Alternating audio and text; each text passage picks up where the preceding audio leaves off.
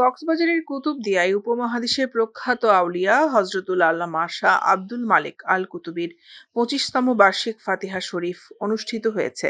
সাগরের নানাবিধ সমস্যা উপেক্ষা করে দেশের প্রত্যন্ত অঞ্চল থেকে কয়েক লাখ ভক্ত আশিকানদের উপস্থিতিতে মহাসম্মেলনে পরিণত হয়।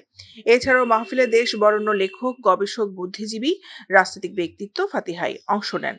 এ সময় ভক্ত অনুরাগীরা বিভিন্ন অনুভূতি এবং হুজুরের বিভিন্ন স্মৃতিচারণ করেন। আল্লাহর একজন মহান বলি হযরত আব্দুল মালেক শাহ আল কুতুবী রহমাতুল্লাহ আলাইহি ওনার বার্ষিক উরুস শরীফে এসেছি। ওনার ফয়জাত এবং বরকত হাসিলের জন্য আমরা এখানে এসেছি। ওনারা যে দূর দূরান্ত থেকে আমাদের কাছে আসছে ইসলাম প্রচার করার জন্য, ওইটার একটা যে ফজিলত আছে ওইটা আমরা উপলব্ধি করতে পারছি বিধায় ওনাদের দরবারে আসি ফয়জাত বরকত হাসিল করার জন্য। আমি হুজুরের বরকত, দোয়া এবং এই ওনার মাজারে জিয়ারত করার জন্য।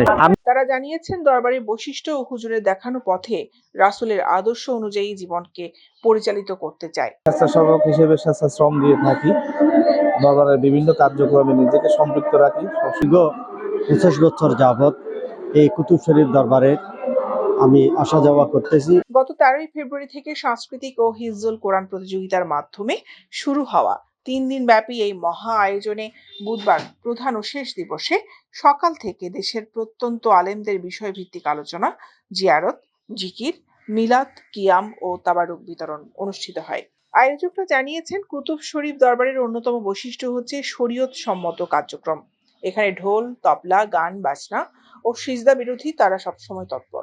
ভক্তরা ইবাদত বন্দেগীর মাধ্যমেই সময় পার করেন।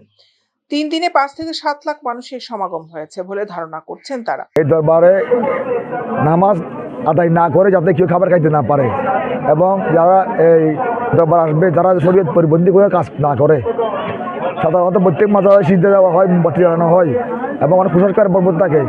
আমাদের দরবার সম্পূর্ণ ওই ধরনের কুসংস্কার থেকে মুক্ত করার জন্য আমরা চেষ্টা করি। 6-7 লাখ মানুষের আয়োজন করা হয়।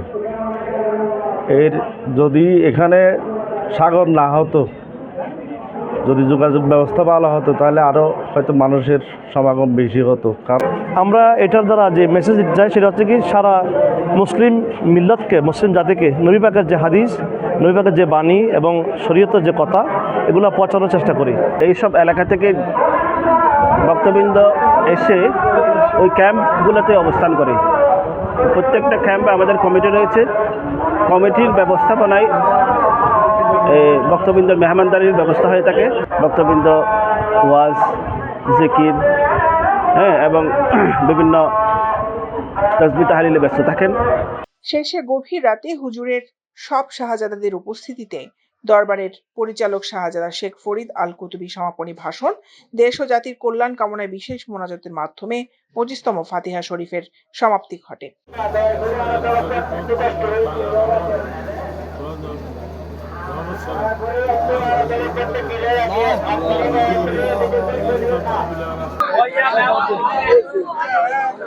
দৈনিক আজাদী নিউজ ডেস্ক।